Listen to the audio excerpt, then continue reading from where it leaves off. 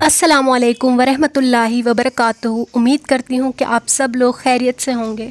تو آج میں یوسف علیہ السلام والی ویڈیو کا سیکنڈ پارٹ آپ لوگوں کے ساتھ شیئر کرتی ہوں۔ امید کرتی ہوں کہ آپ لوگوں کو پسند آئے گا۔ تو اگر آپ میرے چینل پر نئے ہیں تو پلیز میرے چینل کو سبسکرائب ضرور کر لیجئے گا اور بیل آئیکن ضرور پریس کریے گا تاکہ میری ویڈیوز کی ساری نوٹیفیکیشنز آپ تک پہنچ سکیں۔ جب حضرت یوسف علیہ السلام کو ان کے بھائیوں نے بیچ دیا، اس کے بعد وہ قافلے والے مصر پہنچے۔ حضرت یوسف علیہ السلام کو لے کر وہ لوگ مصر کے بازار میں پہنچے اور صدا لگائی، اس لڑکے کو کون خریدتا ہے؟ اس کا کوئی خریدار ہے؟ عزیز مصر کی نظر حضرت یوسف علیہ السلام پر پڑی اور بڑی بھاری قیمت میں ان کو خرید لیا۔ عزیز مصر یوسف علیہ السلام کو لے کر اپنے محل آیا اور اپنی بیوی کو ان کے ساتھ حسن سلوک کی تاکید کی۔ اب یوسف علیہ السلام شاہی محل میں رہنے لگے اور شاہی محل میں ان کی پرورش ہونے لگی۔ چند سال بعد انہیں ایک جھوٹے معاملے میں قید خانے میں ڈال دیا گیا۔ قید خانے میں پہنچتے ہی آپ نے قیدیوں کے ساتھ محبت و شفقت کا سلوک کیا، بیماروں کی خدمت کی اور کمزوروں کی امادگی کی اور پریشان لوگوں کو تسلی دی اور ان کا سامان فراہم کیا۔ لوگ ان کے اخلاق کو دیکھ کر ان سے بہت متاثر ہوئے۔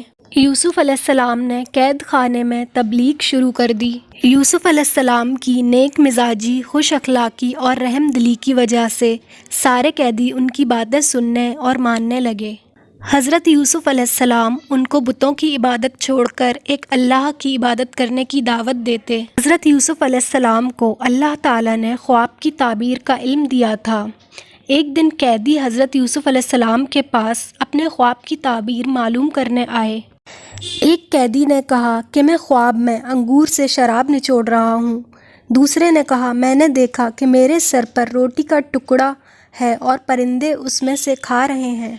حضرت یوسف علیہ السلام نے دعوت کا موقع دیکھ کر پہلے ان کو ایک اللہ کی عبادت پر ابھارا اور پھر ان کے سامنے خواب کی تعبیر بیان کی کہ تم دونوں میں سے ایک اپنے آقا کو شراب پلائے گا اور دوسرے کو پھانسی دی جائے گی اور اس کا دماغ پرندے کھائیں گے۔ ایک مرتبہ ایک قیدی کو آزادی ملنے والی تھی۔ حضرت یوسف علیہ السلام نے اس قیدی سے کہا کہ تم بادشاہ سے جا کر میرا ذکر کرنا اور ان سے کہنا کہ ایک انبیاء کے خاندان کا بلا قصور قید میں بند ہے اور ان کی صحبتیں جھیل رہا ہے۔ لیکن وہ قیدی بادشاہ کے پاس جا کر بھول گیا اور حضرت یوسف علیہ السلام برسوں قید خانے میں رہے۔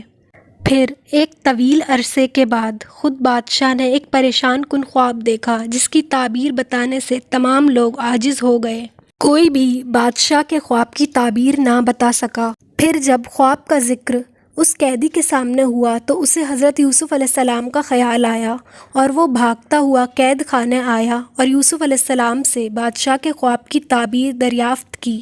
یوسف علیہ السلام نے اس خواب کی تعبیر میں ایک آنے والی عام قحط سالی سے آگاہ کیا اور اس کا حل بھی بتلا دیا۔ جب بادشاہ نے یہ سنا تو بہت خوش ہوا اور یوسف علیہ السلام کو طلب کیا۔ حضرت یوسف علیہ السلام نے باہر نکلنے سے پہلے اپنے بے گناہی ثابت کرنے کا موقع مانگا۔ بادشاہ نے تحقیق کرنے کے بعد حضرت یوسف علیہ السلام کی بے گناہی کا اعلان کیا۔ حضرت یوسف علیہ السلام باہر آئے اور بادشاہ نے ان کا استقبال کیا اور بہت عزت افزائی کی۔ مصر کی حکومت کے جو حکام اور اعلیٰ ذمہ داران تھے وہ بہت ہی خائن اور عیش پرست تھے۔ حضرت یوسف علیہ السلام جانتے تھے کہ اگر معاملہ ایسا ہی رہا تو قحط کے زمانے میں لوگوں کا برا حال ہو جائے گا۔ اس لیے حضرت یوسف علیہ السلام نے خود بادشاہ سے درخواست کی کہ وہ ان کو خزانے کا نگہبان بنا دیں۔ بادشاہ نے حضرت یوسف علیہ السلام کی درخواست کو قبول کیا اور ان کو مصر کے خزانوں کا حاکم بنا دیا۔ مصر میں بہت سخت ترین بھوک پڑی جس سے لوگ جگہ جگہ سے غلہ حاصل کرنے کے لیے مصر پہنچنے لگے۔ یہ خبر سن کر حضرت یوسف علیہ السلام کے بھائی بھی پہنچے۔ حضرت یوسف علیہ السلام نے ان کو دیکھ کر فوراً پہچان لیا، لیکن وہ لوگ حضرت یوسف علیہ السلام کو نہ پہچان سکے۔ حضرت یوسف علیہ السلام نے بنیامین جو ان کے ساتھ نہیں آئے تھے ان کے بارے میں پوچھا۔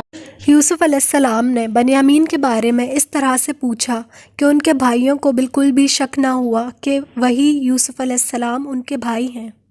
جواب میں ان کے بھائیوں نے کہا ہمارے والد بہت ضعیف ہیں، اس لیے اس کو اپنے سے کبھی دور نہیں کرتے اور اس کو ہمارے ساتھ بھی نہیں بھیجتے، کیونکہ بنیامین کا ایک بڑا بھائی تھا جس کا نام یوسف تھا۔ ایک دن وہ ہمارے ساتھ جنگل گیا تھا، وہاں بھیڑیے نے اسے کھا لیا، اس لیے والد صاحب ہمارے ساتھ اب بنیامین کو بھی نہیں بھیجتے۔ حضرت یوسف علیہ السلام ان کے جھوٹ کو بخوبی جانتے تھے، لیکن وہ خاموش رہے اور آئندہ بنیامین کو ساتھ لانے کا حکم دیا۔ بھائیوں نے واپسی پر پورا معاملہ والد کو سنایا اور دوسری مرتبہ بنیامین کو ساتھ لے جانے پر کسی طرح جدوجہد کر کے حضرت یعقوب علیہ السلام کو تیار کیا اور وہ لوگ بنیامین کو لے کر مصر پہنچے۔ حضرت یوسف علیہ السلام نے بنیامین کو اپنے پاس ہی روک لیا، جس کی وجہ سے سب لوگ بہت رنجیدہ ہوئے اور بڑے بھائی کے علاوہ سب کے سب مایوس ہو کر حضرت یعقوب علیہ السلام کے پاس آئے۔ حضرت یعقوب علیہ السلام یوسف کی جدائی کے بعد بنیامین کی جدائی پر بھی بہت غمزدہ ہوئے اور بہترین صبر اختیار کیا اور فرمایا کہ مجھے اللہ سے امید ہے کہ وہ ان سب کو مجھ تک پہنچا دے گا، اور اپنے بیٹوں سے کہا کہ تم لوگ مصر جا کر یوسف اور اس کے بھائی کا سراغ لگاؤ اور اللہ کی رحمت سے نا امید نہ ہو، کیونکہ اللہ کی رحمت سے صرف کافر ہی نا امید ہو سکتے ہیں۔ تیسری مرتبہ پھر سارے بھائی مصر آئے اور حضرت یوسف علیہ السلام کے سامنے اپنی عاجزی اور بے بسی ظاہر کرنے لگے۔ جب حضرت یوسف علیہ السلام نے اپنے بھائیوں کو اتنی تنگ اور بے بسی والی حالت میں دیکھا تو انہوں نے اپنے بھائیوں کو بتا دیا کہ میں ہی تمہارا بھائی یوسف ہوں۔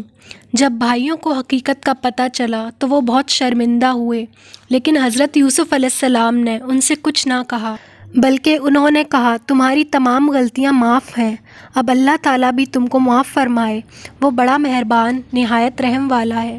حضرت یوسف علیہ السلام نے بھائیوں کو اپنے والد یعقوب علیہ السلام اور تمام گھر والوں کو لے کر آنے کو کہا۔ حضرت یعقوب مصر پہنچے۔ حضرت یوسف نے آگے بڑھ کر والدین کا استقبال کیا اور ان کو اپنے تخت پر بٹھایا، اور پھر سب حضرت یوسف علیہ السلام کے سامنے جھک گئے۔ حضرت یوسف علیہ السلام نے کہا کہ یہ میری خواب کی تعبیر ہے، اللہ نے میرا خواب سچ کر دکھایا۔